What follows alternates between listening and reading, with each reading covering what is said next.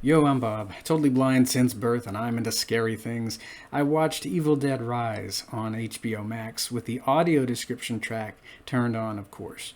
And that was a fantastic experience, but I think it also helps if you watch these horror movies with other horror movie fans. So thanks to Alicia Brenner, who rode aboard the Deadite train from start to finish. I had a really great time watching this film with her because she pointed out some things that she noticed.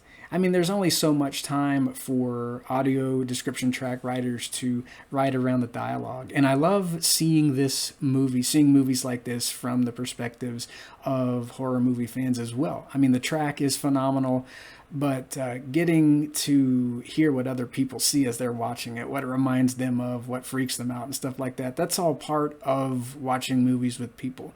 I think it's a lot of fun. So if you're into the Silo TV show, the Silo book series, check out Wool Shift Dust. Alicia hosts that podcast along with Luke, and I think they do a phenomenal job dropping all kinds of knowledge from the books and the TV show. So if you do podcasting, check that out. Spoilers ahead. Watch Evil Dead Rise before listening to my thoughts.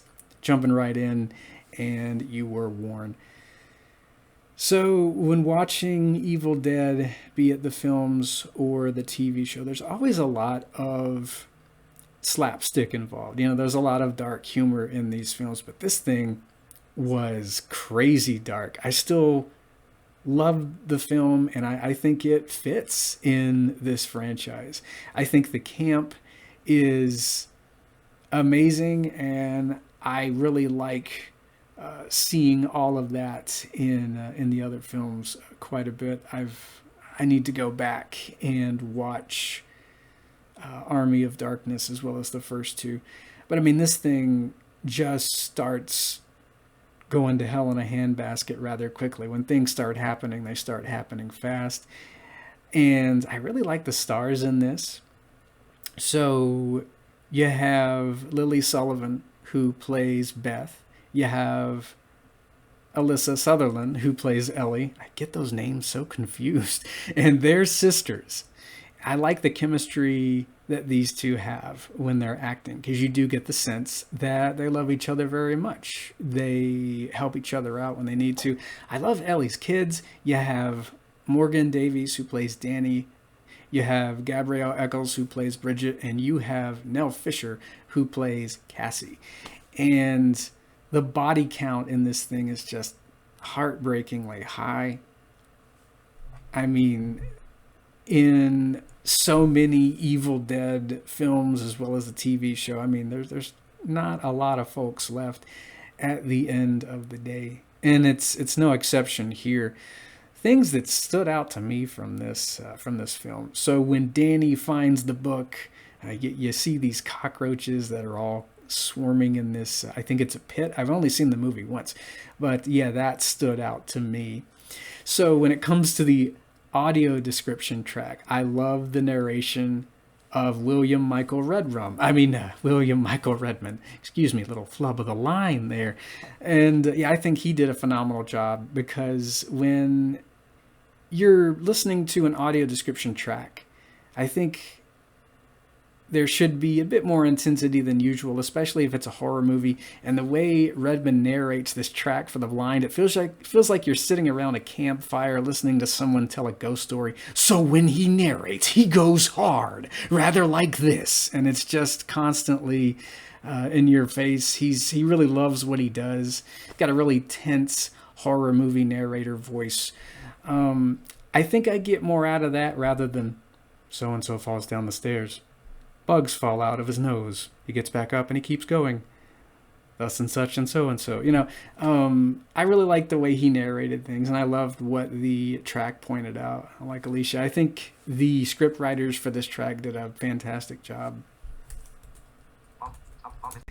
Let's see. Other things that stood out to me. I like how we get I won't call it a new Book of the Dead. We've seen this thing before. I think from what I remember reading, it might have bitten Ash in Army of Darkness. So it's the Naturum de Monto, and it's the book that Danny finds. I like how all these books of the dead, no matter what alternate reality you're in terms of Evil Dead, they all have a life of their own. Like, you can hear this book murmuring to itself. I think it vocalizes here and there.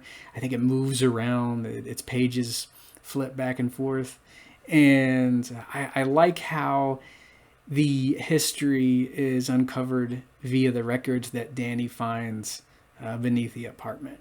And of course, you hear Bruce Campbell's voice as Danny is listening to this record. You know, it's supposed to be, I think anyway, a time displaced Ash.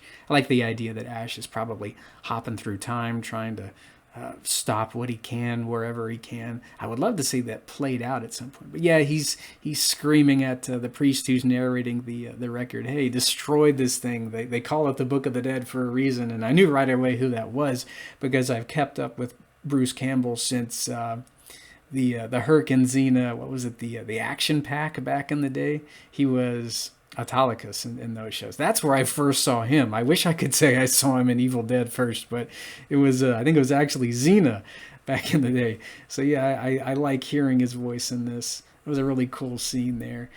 So when Ellie is possessed, man, I mean, it is just nuts. You got bodily fluids going everywhere. She's crawling out of a bathtub, and she is merciless. I mean, people just start falling left and right. And you have Beth and you have Cassie, and they are the only two who manage to make it out. And I like how when things start to go crazy, they're not just standing there screaming like, what do I do? They know they're going to have to do what they can in order to make it out. I mean, they're still terrified, and I would imagine that that Lily Sullivan and Nell Fisher portray that very well. I was told that everyone does a phenomenal job in this thing. So some of my favorite scenes, after Bridget is infected, I mean, she just starts throwing stuff up everywhere. She decides, hey, I'm going to randomly drink this glass of water. Maybe that'll help. But then she starts spewing more stuff up. And then later, when she's a deadite, we see her eating this glass, and the audio department does one heck of a job. Like, you can hear her grinding that glass with her teeth, and she's doing the deadite demonic voice thing. And I hate it when there are things in my tummy. That doesn't sound like a deadite at all, does it? It sounds like a Muppet. Hey, you guys, I hate it when there are things in my tummy, don't you? Hey, what do you say, Kermit? I'm going to play the piano. Anyway, that's not what she sounds like at all, so please disregard that. Yeah, they start to insult you, and it's a lot of psychological warfare there.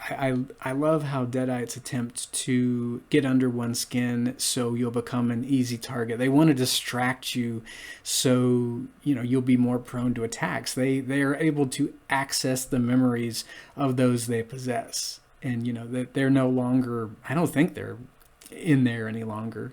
They may or may not be. I'm still trying to research a lot of this deadite lore, but yeah, they love calling you names, and it's a loved one that you've grown up with, and they're just calling you all sorts of things and telling you that in Beth's case, you're going to be a failure as a mom because Beth is pregnant throughout the film.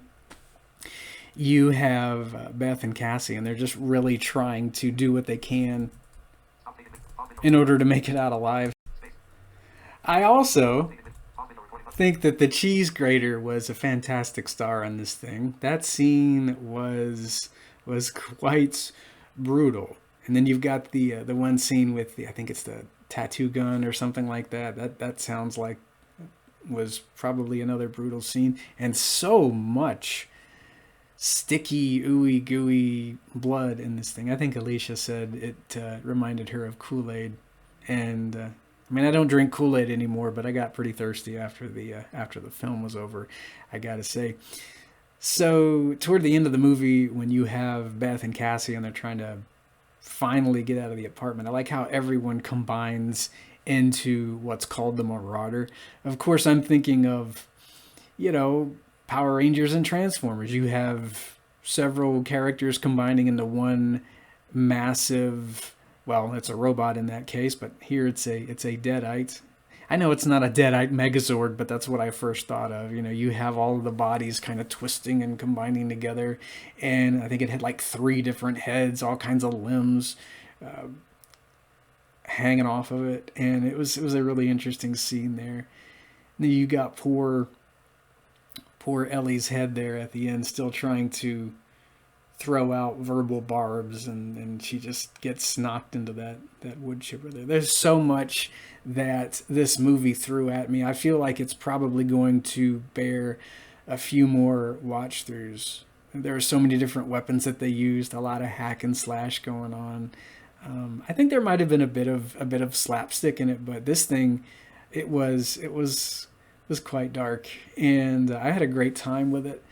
It had a lot of what I wanted in the film, and I like how it set things up for a potential sequel, because you have a character named Jessica. I think she's played by Anna-Maree Thomas, or is it Thompson? I need to look that name up again. And, you know, she starts the film by being possessed. We first see her taking people out there as a deadite, and then at the end of the film you see her actually being possessed after everyone has left the apartment building. So I guess if they wanted to do another film, that they could.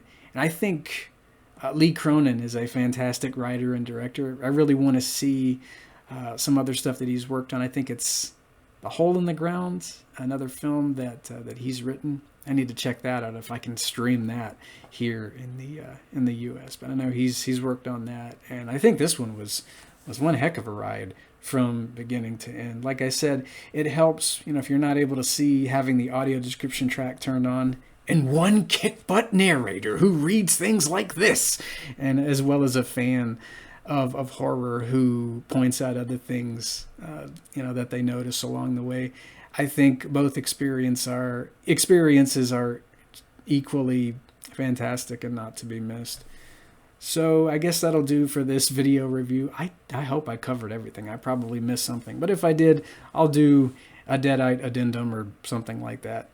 I might go back and watch the 2013 version at some point. I don't think I've seen that one yet. So yeah, till next time, guys. I'm gonna go eat a glass, and I'll hear you later. I don't think I have deadite eyes, but I mean, you know, they might pass as deadite eyes. I don't know. Bye.